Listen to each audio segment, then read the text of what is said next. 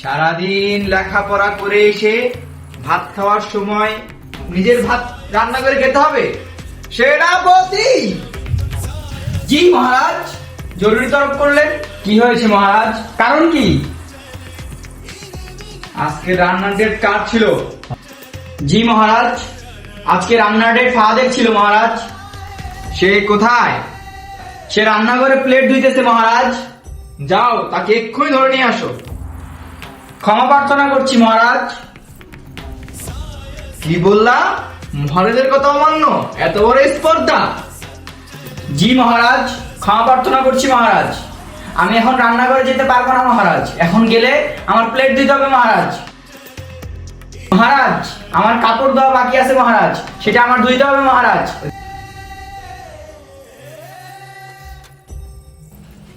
দেখুন মহারাজ, কতগুলো কাপড় চোপড় আমার ধোয়া বাকি এখনো মহারাজ। এগুলো ধুইতে হবে মহারাজ, বাসা পরিষ্কার করতে হবে মহারাজ। এই কাজগুলো আমার করতে হবে মহারাজ। আমার কালকে একদমই সময় নেই মহারাজ। একজনকে খুন করতে যেতে হবে মহারাজ। আমার কাপড় দেওয়া খেয়েছে। আজ্ঞা করুন মহারাজ।